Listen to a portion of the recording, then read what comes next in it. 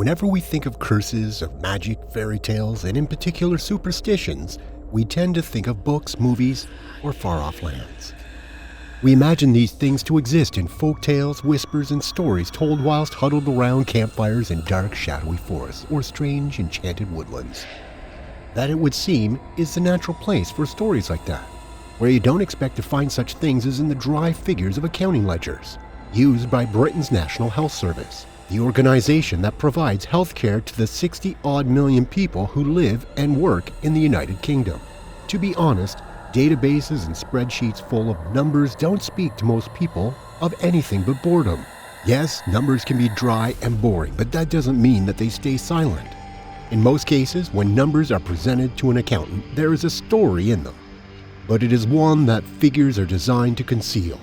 It is rare that the story behind the numbers is something out of the ordinary or terrifying. But in this case, in the blank spaces between the numbers, that is exactly what I found. Not that I expect anyone to believe me. Most will hear my story and simply dismiss it as nonsense. I'm sure that nobody will bother to check the records to see if what I'm saying is true. If they ever tried, they would likely be dissuaded by some shadowy organization that our government claims does not exist. All I can tell you is I saw what I saw, and if anyone watching this gets access to the records, then you'll see for yourself. Numbers never lie. I had been an accountant for the National Health Service working in Derbyshire, North England for over 22 years. I think I can safely say that it was far from an exciting job. When I wasn't wandering around the disinfected, scented corridors of hospitals, trying in vain to find the people I needed to speak to, an action which I often joke seemed to take up a huge portion of my time, I was sitting in some bland beige-colored office room where doctors shared bad news with patients, looking over account books, reams of charts and spreadsheets, or examining tables of figures entered in ancient computers. Endless nondescript rooms and meetings with nondescript people.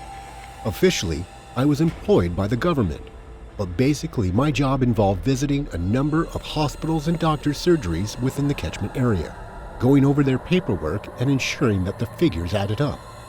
Most of the time, the board of directors at the hospital would make sure that they all did. At one hospital, which remains nameless, they certainly did not. I approached the meeting that day with a true sense of trepidation, not just because the holes I had uncovered in their accounting were going to mean a lot of trouble for someone, but because the someone who was implicated had become a great friend. What I had stumbled across in the figures was a finding of accounts that amounted to hundreds of thousands of pounds of taxpayer money unaccounted for. If he really had been hiding it, then he had committed fraud on a scale that would see him sent to jail for years. Confronting him about the irregularities and massive gap in funds was going to be difficult, particularly because if he could not explain them, I was obliged to inform the authorities. Really, I should have informed a few official parties prior to the meeting. I should have, but I didn't. In my experience, when it comes to irregularities, which is a polite way of saying people fiddling with the numbers and stealing money, it is best to apply Hanlon's razor, the maxim stating that you should never attribute to malice what you can adequately explain by incompetence. Basically, it is far more likely when numbers are involved that people are stupid rather than devious. Missing money is far more often the result of a miscalculation than a calculated theft. I wanted to give this doctor, my friend, the chance to show me he was an idiot, not a criminal. As it turned out, he was neither. When I first approached him with what I had found, he looked worried, but not in a way that I expected. Rather than being scared for his career, his reputation, or his freedom, which would likely be curtailed by a very lengthy prison sentence, he instead got up from his seat, locked the doors, and became very protective of me. He asked who I'd shown my findings to, whether I'd made copies of the documentation, where those copies would be kept, and if they were on a computer, then who else might have access to that computer. You have to keep this to yourself. You have to. If they find out, they'll do anything to keep you quiet. I will admit that for a moment, I thought my friend might be stalling, playing for time whilst he thought of some excuse for all that missing money.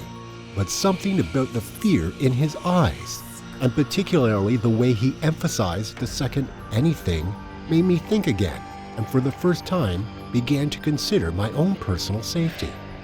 Who's they? Who are you talking about here? The hospital? The government?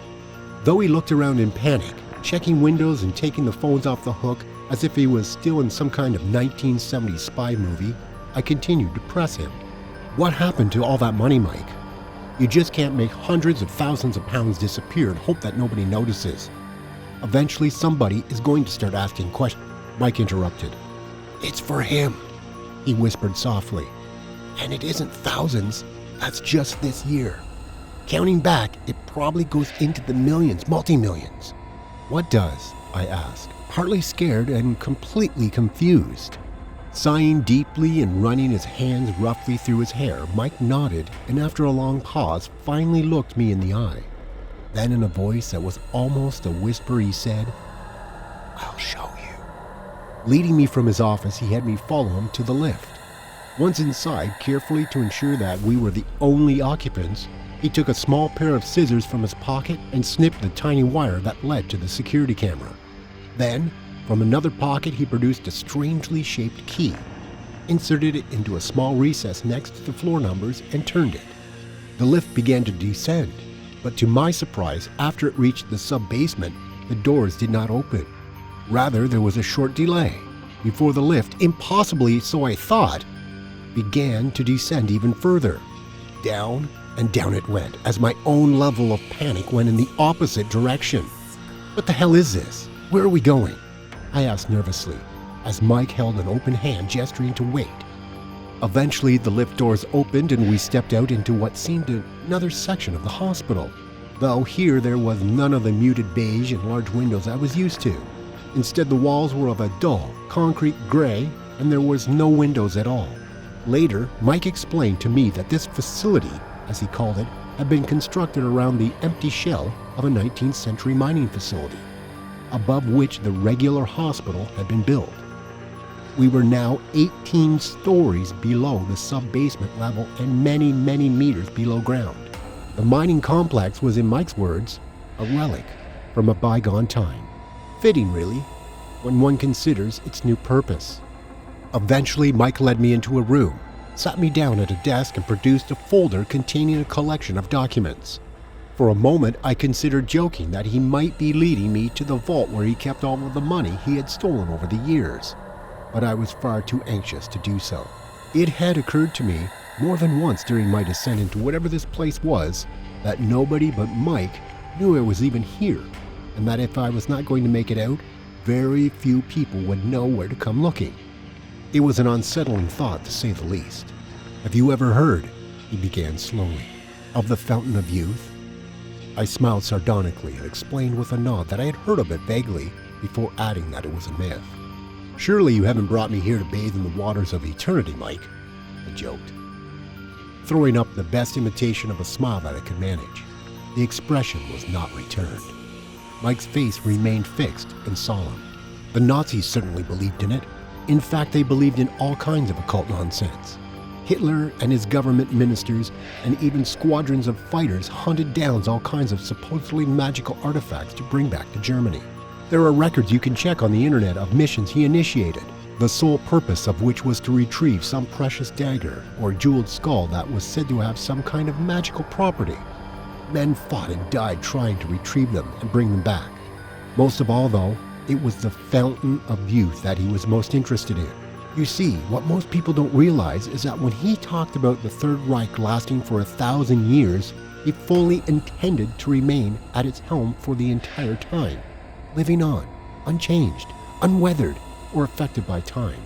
He believed that if he could locate this supposed fountain and drink from its waters, he could not only live forever, but rule forever.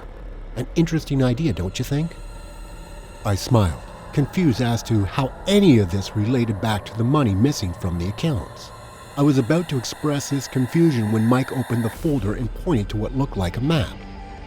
Next to it were photographs of German soldiers in Nazi uniform, photographs of their dog tags and what my rudimentary German allowed me to recognize as their birth certificates. What's more interesting, Mike went on, is that according to documents uncovered after the war, the Nazis actually believed that they had found such a place, a so-called Fountain of Youth. though the name is quite misleading. According to their records, during the incursion in North Africa, a special commission team uncovered a font, closely guarded by what they referred to as priests of some unknown religion. When they questioned these guardians at gunpoint about the nature of the spring they were protecting, they were told stories of people drinking from the fountain who, once they had tasted its waters, could never taste death. Their job, according to these soldiers who interviewed them, was to prevent people from actually doing so. At this I interjected, arguing not with the story but with this idea in particular. Why, I asked, if someone had discovered such a place or a liquid with such qualities, would they prevent others from consuming it?